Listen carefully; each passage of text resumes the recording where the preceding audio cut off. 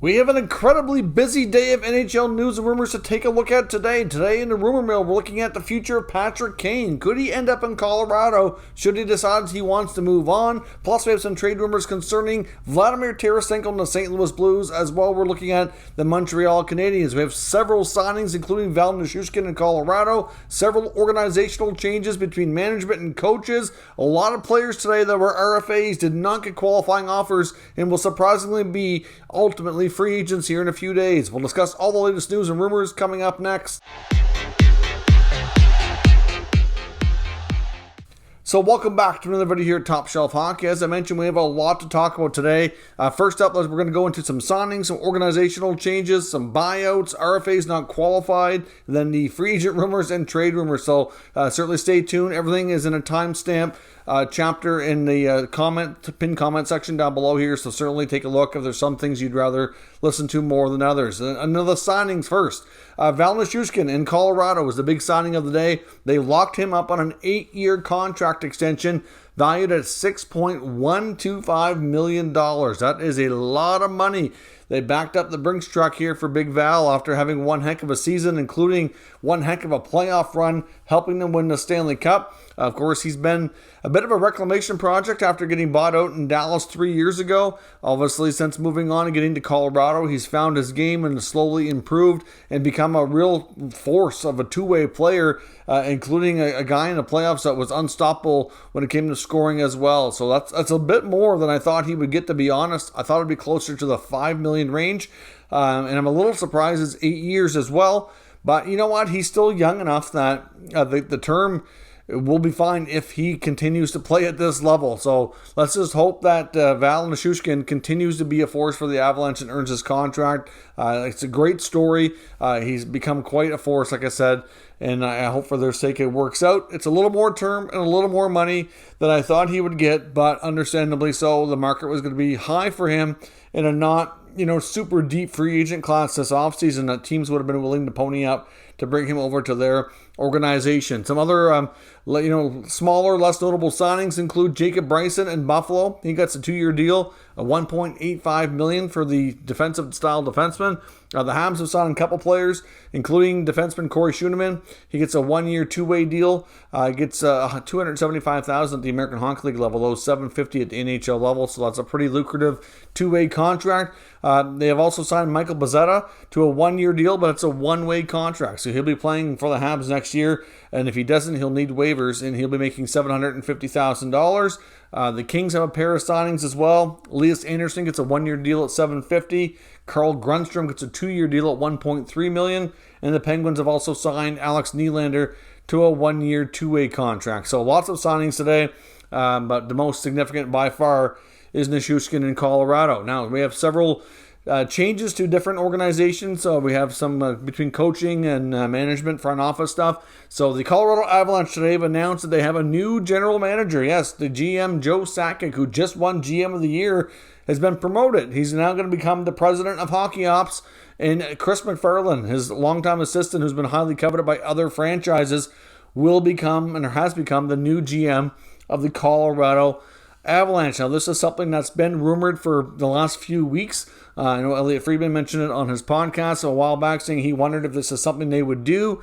For one, Chris MacFarland's a guy who has been coveted by other teams. When there's been other GM openings, he has been a name that lots of other teams have asked to speak with. And for the most part, he's either interviewed and not accepted, or at the same time has not been given permission to. So you knew the Avs were looking after him, essentially, right? If he's been staying and giving up opportunities or passing by, you knew that at some point this was likely going to happen. Joe Sakic, I don't think was long term. Like, if you had asked him years ago, I don't think he really seen himself as becoming a GM. I think it's something that kind of happened, out of necessity, so to speak. But then ultimately, he's done a fantastic job at it, and I think he's ready now to let MacFarland take over. So that's the big news in Colorado. The San Jose Sharks today again announced some interesting news. They're parting ways with longtime member of their front office, Doug Wilson Jr. He was a director of scouting. He was very much involved in their draft activities just not long ago, just a few days ago. This is surprising for the timing. You would think this might have happened before, but of course, they just hired new GM Mike Greer just shortly before the draft. He really didn't have much time to do anything at all. I guess in a way, they're saying, given his connection to his dad, Doug Wilson Sr., who was the longtime GM, who's obviously no longer there now, that it might be best just to do a clean slate, just to have a whole different outlook, I guess, a whole different crew working in the office. Hard to say. The Sharks also did hire Doug Waite today. He's a hockey operations advisor. They'll probably get a more defined role for him later. Of course, him and Mike Greer were teammates before and good friends. And also at the same time, too, Doug Wilson Jr. apparently has already been talking to other teams. Other teams have been reaching out to him upon that news being made public. And he may have other opportunities very quickly. The Chicago Blackhawks announced the coaching staff today for Luke Richardson, who's the new head coach. Former interim head coach Derek King will remain with the organization as an assistant. And they've also brought in Kevin Dean as well. The former defenseman will be one of the assistants. Jimmy Waite, the goaltending coach in Chicago, will remain from before. The St. Louis Blues today announced they've added former Blue himself, Scott Mellanby, been a longtime NHL executive in a variety of roles. He's going to work with Doug Armstrong in an advisory type of role, so we'll see if that leads to anything further, or it could just be an opportunity for him to remain in the league waiting for a little bit better or opportunity, so to speak. So we'll see. And then, of course, the Ottawa Senators also announced today that former Sen and longtime defenseman Wade Redden has been brought back with the organization, and he's been hired, started today at development camp as a player development coach. So great to see Redden back with the Senators. He previously had a similar role with the Nashville Predators and had noted that as much as he liked the job, it was a little bit of a travel issue, still trying to live in Ontario. So this will obviously work better from a family perspective. And the Sens have certainly been trying hard. You can tell there's been a change big time at the top of the organization. Obviously with the Melnick girls leading the charge now after Eugene Melnick passed away. It's just they have a different way of doing things, and they're really pushing hard to kind of bring back some, the sense that they're in the community, with their fans, with their alumni. There's been talk that we could see other alumni return to the different roles in the organization as well, including Daniel Alfredson, which has been long rumored here. So we'll see if that comes to be as well. Now, a couple of buyouts today. One to me doesn't make any sense at all, but the Blackhawks were the only team to put players on waivers today for the purpose of buyouts, so they're on unconditional waivers. So Brett Connolly, 1 year at $3.5 million. No big surprise there. He'll be bought out. There certainly wasn't a spot for him in the organization. And then the other one, which was mind-boggling, is Henrik Borgstrom. He had 1 year left and $1 million for a salary, and Borgstrom gets bought out.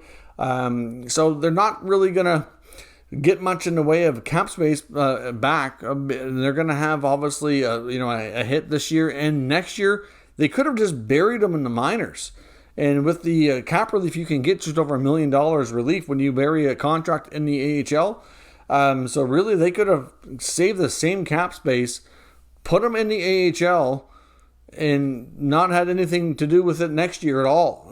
Just mind-boggling. And somebody's going to play for the Hawks. The players have been shipped out the door left, right, and center here. And of course, which will transition next year into the RFAs, who didn't get qualified today. We knew that today was the cutoff at 5 o'clock Eastern, so that's why I was waiting to record this video after I knew all that news was going to be out, because there's going to be a lot of players that, that will be interesting for sure. And the Hawks certainly lead the way with Dylan Strome and Dominic Kubalik. We talked about it before, that it was rumored to happen. Now it's official. They did not get qualifying offers, and they are going to become now unrestricted free agents. So that's 4 more players out the door for Chicago with no return. Now, in the case of Connolly, I don't think there was any hope on getting a return.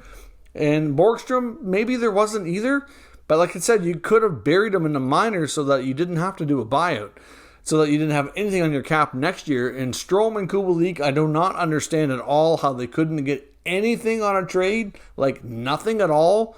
Like, Davidson basically gave away Doc and DeBrincat, and now Strome and Kubalik. Like, what is going on in Chicago? To me, their rookie GM is not off to a fine start. We also got some notable names, including Sonny Milano and Sam Steele in Anaheim. So they're both going to be UFAs now. That's not so much surprising on Sam Steele. He's had a hard time living up to expectations, but Sonny Milano, I thought, did well, especially when he played with Trevor Zegras. But we'll see. Nicholas Aubé-Kubel in Colorado didn't get an offer, so he's a UFA now. Of course, just had his day with the Stanley Cup, so that's quite a couple of days for him. You have your day with the Cup, and then boom, you're done with the Avalanche just like that. The Penguins did not qualify Danton Heinen, so he'll be a UFA. The Senators, which we already knew because they made it public before, but Adam Gaudette and Victor Mete did not get qualifying offers. Svechnikov in Winnipeg, so not Andre in Carolina, of course. He's signed long term, but his brother Evgeny, who was in Winnipeg last year, didn't get a qualifying offer. The Montreal Canadiens had an interesting name, Rem Pitlick. I really thought Pitlick was a good player for them. Same with Cale Clegg and Josh Brook, but not qualified either. Now the two defensemen, they have still potential in my opinion, but they've struggled as well with consistency, and they have a logjam of D, so I kind of get that. But Pitlick did well. In some of these cases too, it's not even so much that the team doesn't like the player.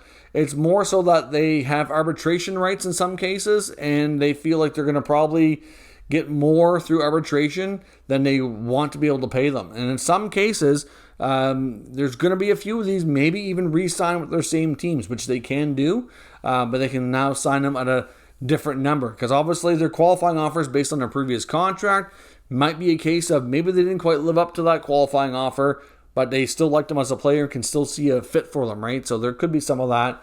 So we'll see. And Pitlick's one of those examples, but he's going to get some offers on the open market, I have no doubt. Andre Kasha in Toronto did not get a qualifying offer as well, so he'll be a UFA.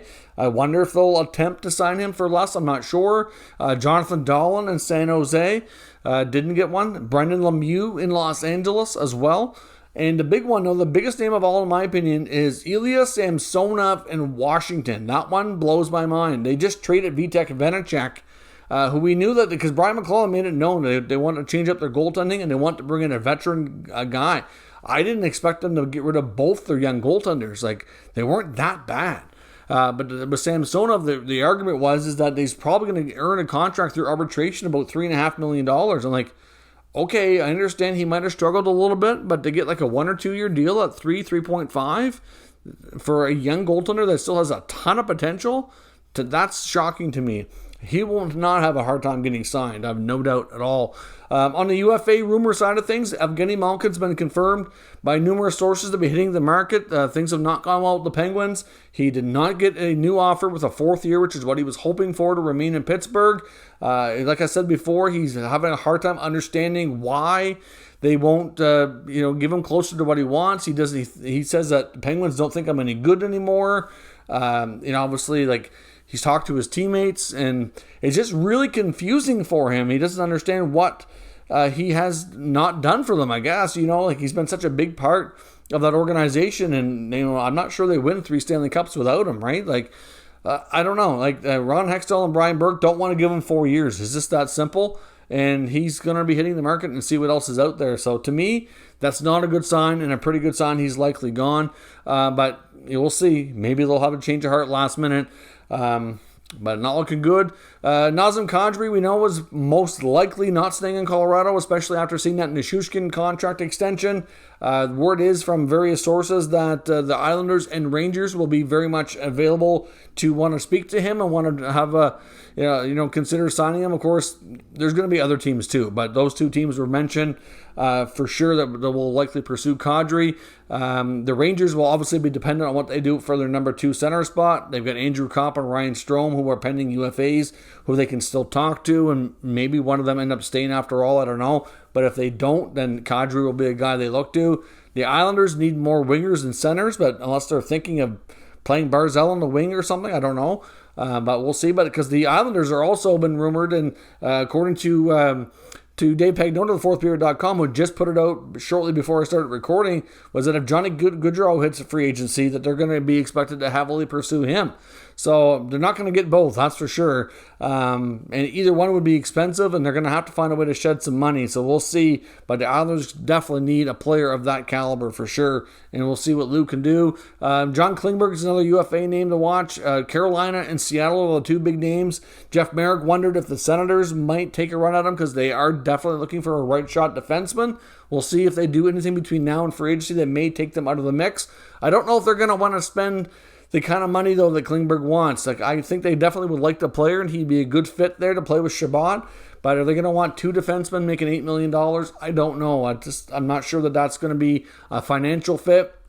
So we'll see. Evander Kane in Edmonton, not close, and he's going to market as well.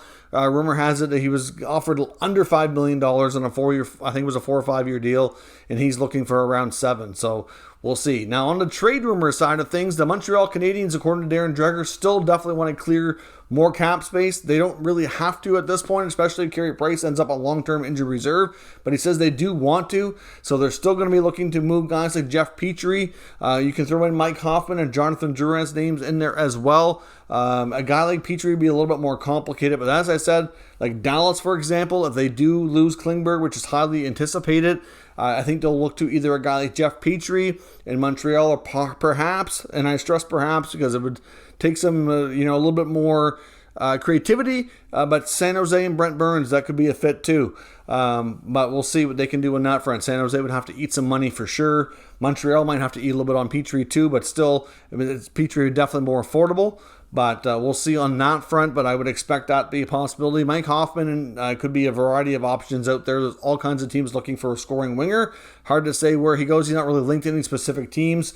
And then the final year of Jonathan Drouin. Not a guarantee that he gets dealt. He might stick around for that last year. I don't really see him staying with the Habs longer term, though. As I mentioned before, I think a fresh start for him would probably do wonders after everything that he's been through personally and professionally throughout his time there, but we will see. But either way, the Montreal Canadiens are far from done. Definitely expect them to make at least 1 or 2 more moves in an effort to create some more salary cap flexibility. When it comes to Vladimir Tarasenko, the fourthperiod.com is reporting that a couple of teams to look out for. And again, some of these teams are linked to more than one player, so it's not like they're rumored to be going after everybody. It's just that they're looking at multiple players, trying to figure out what's best. So like the Islanders are another team that's mentioned, as is Carolina. Like the Islanders, for example, they need a scoring winger to play with Matthew Barzal. So they're obviously interested in Tarasenko. They're obviously interested in Gaudreau. They're obviously interested in Kadri. Like I said, they could adjust their lineup a little bit. Maybe Kadri could be the centerman there instead. I don't know. But either way, like they're looking at all those options, trying to figure out what they feel is best.